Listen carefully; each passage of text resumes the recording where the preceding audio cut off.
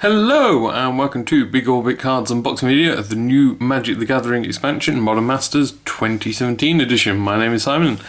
I'll be doing the unboxing today. So, here we go. What we're going to do is open this up. We'll open up the packs and have a look inside. So for those of you that are not sure what this one is, this is a special set that has been made by Wizards of the Coast called Modern Masters, and it is full of delicious modern reprints. There are some absolutely amazingly good cards in here, some potential for some very high value, very sought after cards for Modern. This is the third time they've done a Modern Masters set. First one was fantastic, second one bit of a flop. This third one though, they've completely struck gold with it. The cards in it look amazing. So what I'm going to do is open up the packs, have a look through the cards. This isn't an in-depth guide or strategy or tactics or anything like that. I'm just giving you thoughts and opinions on the cards as we open up the packs and see what cool stuff we get. So, there are 24 packs in the box. Each booster is like a normal Magic booster with 15 cards inside of it. We get a foil in every one as well. So every card in here is a reprint. So there's going to be a lot of boring cards to look through, especially the commons. I say boring, they're still cool cards. Do not get me wrong. Yeah, Lone Missionary, who doesn't love Lone Missionary? But on the Guildgates got reprinted.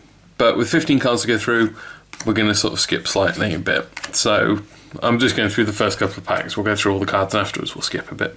So into the uncommons we have Teleportal, Might of Old Crow. So Might of Old Crow is pretty cool. So it's got some new artwork there by the looks of it. Single green instant. Target creature gets +2/+2 until end of turn. But if you cast a spell during your main phase, it gets +4/+4 until end of turn instead. So, you know, better than a giant growth, basically. Oh, Path to Exile, beautiful.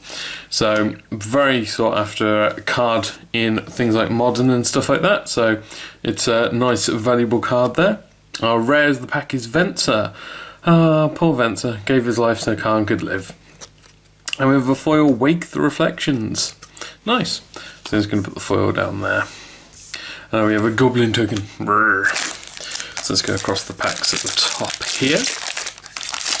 So on to the next pack. And so we're going to skip through a lot of these commons now because a lot of them aren't terribly exciting. Augur Bolus is, I remember being cool back in the day. Gift Rolls Over is nice. So we have Thundersong Trumpeter, Ancient Grudge, useful card.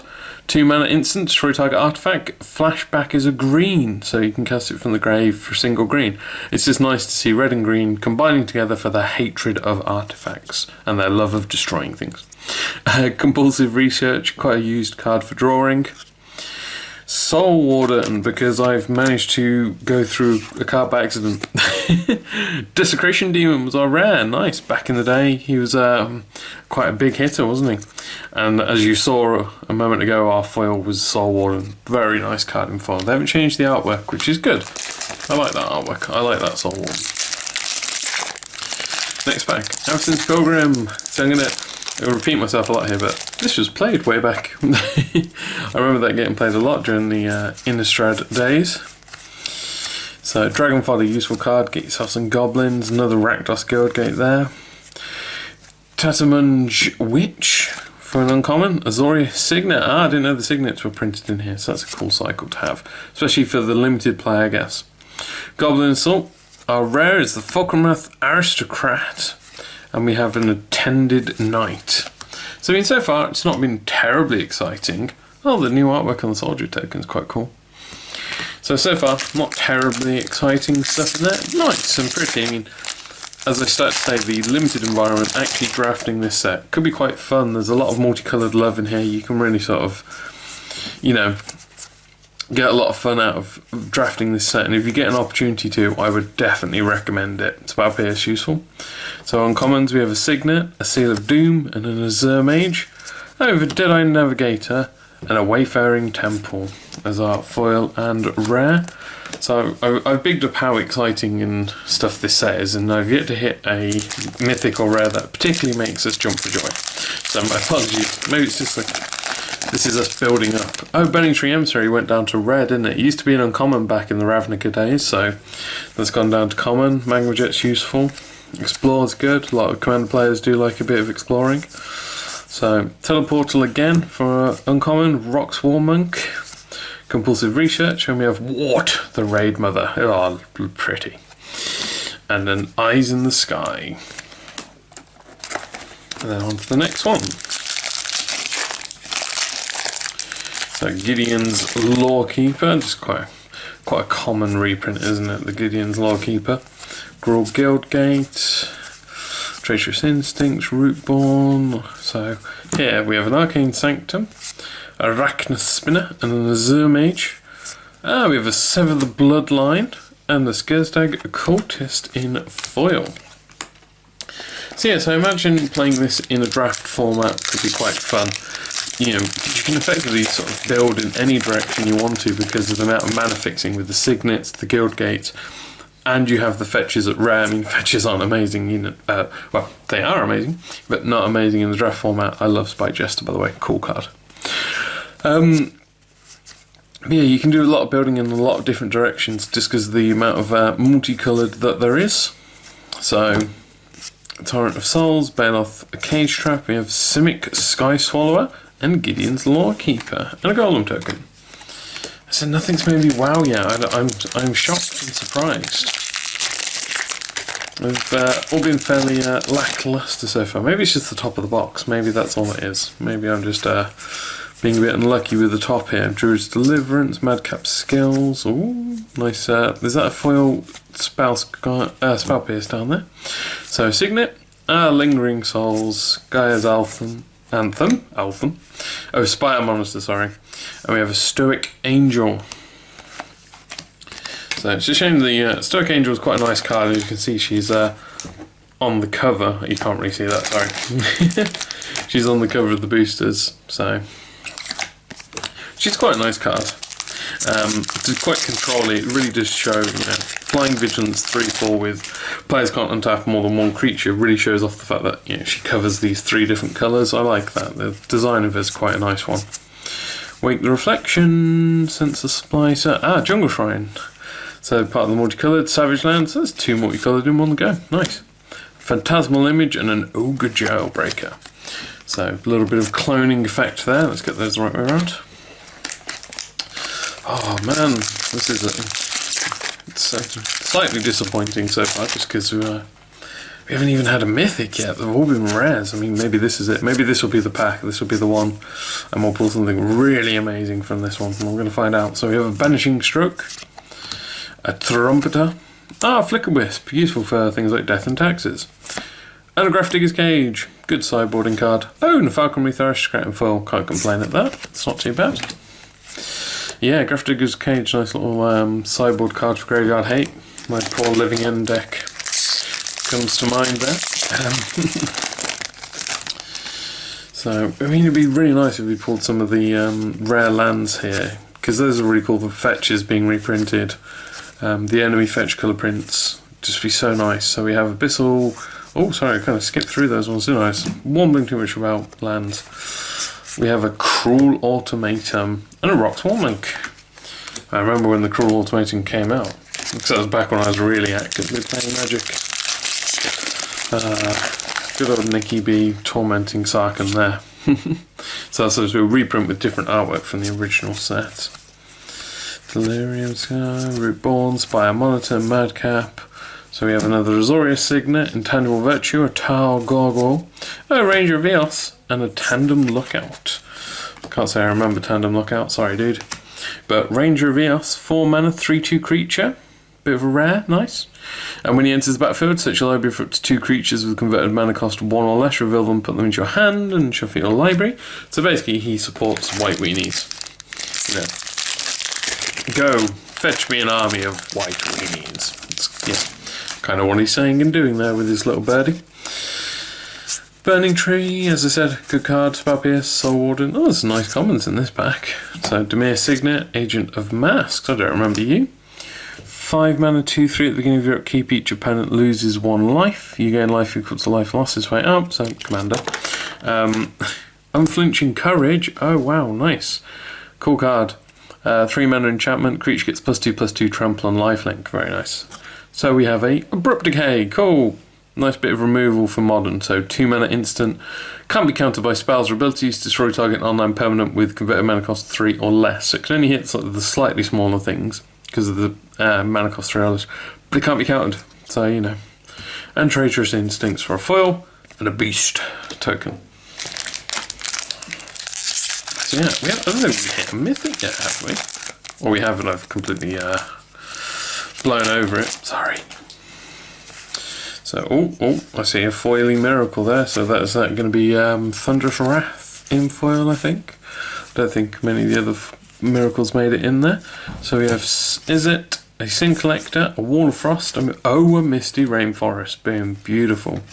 And a Thunderous Wrath foil. I mean, Thunderous Wrath's worth way more, right? So yeah, Misty Rainforest. So this is one of the fetches. Now anyone who plays Magic knows what these are. Well, anyone who plays Modern knows what the fetches are. These are originally printed in Zendikar, the enemy fetch colours, because green and blue are traditionally enemies. You put them into play, tap, pay a life, sacrifice it, search your library for a forest or an island. And the reason they're really good, not only can you get a basic forest or island, there's a cycle of lands called the Pain Lands, or Shock Lands, sorry, not the Pain Lands, called each cycle has a different name. There's a cycle called Shock Lands that deal you 2 damage when they come into play if you want them to be untapped, and they have the basic land types on them. So you have one which has forest and one which has island on it, and you can fetch those. So, you know, they're fantastic cards to have in your deck, etc. So we have a Marsh Flats. Oh, brilliant. So that's 2 of the fetches. And a Scourge Devil. So there you go, those are way more exciting. It's a weird state when you're opening a Magic booster box and you're more excited about the lands than you are about the other stuff you're pulling, but it's still, you know, it's good stuff. So we have a Witch, a Bale's Cage Trap, an Unflinching Courage. We have an Arid Mesa. So it's 3 of the fetches. We have an Izzet Guild Gate as a foil. So someone who wants to do a Guildgate deck will be happy with a nice foily version of that. Oh, we had a Golem token for anyone who's keeping score of the tokens. I can't seem to open this pack. There we go. So that's through. So that's your Guildgate. There is a lot of land in here, actually. You know, I was originally quite happy for it, but there's quite a lot. Bronzeback Mower, Cultist, a Woolly Thoktar, which is just fun to say, and Ghost Dad, or Obsidat Ghost Council. So when it enters, target opponent loses 2 life and you gain 2 life, but at the beginning of the end step you have to exile it, and if you do, return it to the battlefield under your control at the beginning of your next upkeep. It gains haste. So effectively it constantly flickers in and out, causing your opponent to lose 2 life and you're gaining 2 life. Now it costs 5 to play originally, but it is a 5/5 as well, so really it's sticking around. The catch is it's not going to be there on your opponent's turn, it's only going to be there during your turn. And we have a Ranger of Eos in foil. Pretty. Oh, and the Voice of Resurgent Elemental token. I'll put that to one side. I'll tell you a little bit about that in a moment. If we pull a Voice of Resurgence. I don't think Amara Tandris is in the set though, so I can't show you everything. For those of you who are wondering and know. So, Giant Bait, so Tatamunge Witch, Vital Splicer, a Vampire Nighthawk, also known as Batman. Oh, Voice of Resurgence! I didn't know that was going to happen, I promise. So there we go, that's quite cool. Familiar's Ruse is in foil. Okay, so interesting fact, just quickly, in the original Dragon's Maze you have Amara Tandris and Voice of Resurgence. Amara Tandris is one of the Mage Runners, she's a rare, and you have Voice of Resurgence. When Voice of Resurgence, whenever an opponent casts a spell during your turn or when Voice of Resurgence dies, create a green and white elemental creature token with this creature's power toughness is equal to the number of creatures you control. Voila, this token. However, look at the artwork. Look at the artwork. They've got nothing to do with each other, really, have they? They're just weird. This is like, you know, a stag man thing and branches and stuff. It's got nothing to do with the artwork of the token. Go look at Amara Tandris. Amara Tandris is, like I said, one of the Mage Runners. And look at the background of her artwork and you might recognise a familiar face in it. Effectively what happened was Wizards decided quite very late on that the ability was too strong for a rare and they had to switch it with a card. Voice of Resurgence was that card. Just a little interesting fact for you there about Magic's development history. sorry that ruined anyone's viewing pleasures about. Sorry, viewing pleasures of a box opening. Also to note, Amara Tandris is based off of a very infamous cosplayer. So she modelled for it, which is quite cool. So anyway, Harmonise and Burial Rites, Goblin Guide, and a Rakdos Skill Game foil. Goblin Guide, one of the very sought after cards from the set. It's a really cool red card, single red, it's only a 2/2, but it has haste. But when it attacks, the defending player reveals the top card of the library. If it's a land, they put it into the hand. Why is this good, you may ask? Because you can play it on turn 1 and hit your opponent for 2 life right off the bat. That is why it's good. And red wants to hit you as hard and as fast as possible. So Goblin Guide originally printed in Zendikar. I'm not a huge fan of this new one because it looks like he's a Tyrannid. He's like a Termagant or something. If anyone plays Warhammer 40,000, you know, good old Grimdark. This like chitinous plating on top of his head, I just don't like it. He doesn't look like a goblin to me, so I'm not a huge fan of the artwork of Goblin Guide. I'll be very honest. But he's one of the bigger cards from the set, and he's a very good card. So, Gore Clan Rampager, very nice. He's a 4 mana 4/4 creature with trample and blood rush. What you care about is the blood rush. So 2 mana, red and green, and discard him to give a target attacking creature +4/+4 and trample. The reason it's really cool is that this is an ability on a card, not a spell, so it can't be countered. Very important for effect players. Thornscape Battle Mage, Sunhome Guild Mage, we have an Entreat the Angels, pretty card, and a Orzhov Guildgate. So we're getting more towards the end here. We've had a couple of mythics now, so maybe one more? Maybe one more? I don't know, we're going to find out. I should have at least one more in here. So, Carnage Gladiator, Tower Gargoyle, Arachnus Spinner, we have a Blade Splicer, and the Chandra's Outrage in foil. So let's just quickly, we're down to the last 3 boosters. So let's just quickly grab my mythics. I think those are the only ones, so I'm going to put these to the top because they're my favourites.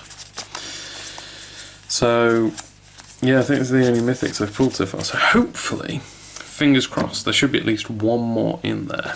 So, left pack, Domri Raid on the cover. Maybe it'll have Domri Raid inside. Maybe it'll have Snapcaster. I know which one I'm hoping for. So, all the commons, flick through this. Oh, there's a nice foily card at the back there. I knew there was going to be, don't worry. Sin Collector, Simic Guild Signet, Vampire Nighthawk, aka Batman. So the foil, because that's the one that keeps pulling out as I move things, is an Aethertoe. And we have an angel token. Cool. For my Entreat the Angels. So we have Snapcaster Mage. Woo!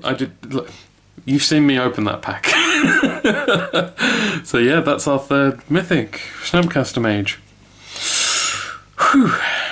Can't complain, can I? Card on pack on the right. Yeah, sorry, I'm just really happy I've pulled that. I suppose I'll go through them quickly in a moment for those of you who aren't aware who Snapcaster Mage is and the reason why he's on the front cover of the box arts. Agents of Mask, a Jungle Shrine, a Gruul Warchant, Pyromancer's Ascension, oh, and a Xur the Enchanter in foil. Pyromancer's Ascension is cool. Friend used to run a deck back in the day that's a Pyromancer's deck. It's just really cool. Basically, you play spells, instants and sorceries, you get counters on it. When you have so many, every time you play a spell, you get a copy of it. Really good for red, because every time you cast Lightning Bolt, you get another Lightning Bolt, or Fireball, or whatever you want to cast, because you're red and you want to burn things. And Xur the Enchanter is just good because he's a legendary human. Very good for Commander. Just to quickly go over Snapcaster Mage, this is a first reprint of it. He was from the original Innistrad. The original artwork was of, I've forgotten his name, but it was a guy who won the Invitational. So this version's got all new artwork on it. And he's really cool because he's a 2 mana 2/1 with Flash. So when he enters the battlefield, target instant or sorcery in your graveyard gains flashback until end of turn. Flashback is equal to its normal mana cost. So Snapcaster is really good because you can go 2 mana, play him, I've got a dude on the field during your turn, and pick a card in my graveyard that's an instant or sorcery. I can now play it using Flashback that's now on it. Very, very powerful card. Final pack of the box. Let's see what we're going to get. So, I mean, it'd be great to have a mythic, Tarmogoyf, maybe? Should we call that? Should we call a Tarmogoyf or a Liliana of the Veil? I'm not greedy. But no, I doubt we're going to have those, unfortunately. Be great if we did. Unlikely to. We're probably going to have a red rare, aren't we? Because the red rares, unfortunately, are some of the worst. Apart from Goblin Guide. Golgari Signet, Opportunity. Oh, it's multicoloured. It's a Broodmate Dragon. Oh, and Dragon Fodder Foil. That's quite a thematic end with a bird token. Oh. So there we go, Broodmate Dragon and Dragon Fodder for final ones. Unfortunately, not a terribly exciting end to the box. So yeah, so there we go. That is everything that I've pulled from my Modern Masters 2017 box. It's not been terrible. It would have been nice to have pulled, you know, the fabled Tarmogoyf or Liliana of the Veil, but, you know, you still can't be unhappy. There's still some really good cards in here. Snapcaster Mage, Voice Resurgence. We've still managed to pull an Air of Mesa, a Marsh Flats, and a Misty Rainforest. You know, Ghost Dad, Abrupt Decay, Craftigger's Cage, Falcon Wreath, Desecration. You know, there's still cards that are actually played in competitive Modern, and even then, there's still lots of really good cards there for playing in things like Commander or casually just at home, because they're really powerful cards and they're really cool and fun to play with, some of them. And again, don't discount the uncommons. You know, we've had some good uncommons. We had, like, Path to Exile is one of the big ones. Path to Exile and the Inquisition of Kozilek, which unfortunately I don't think we pulled any Inquisitions, but some really good lands in here, you know. Things like the Jungle Shrines and stuff like that. Gorklan Rampager is a useful card in there. Burial Rites, Harmonize, Vampire Nighthawk, Unflinching Courage. There's so many good uncommons here that are very playable.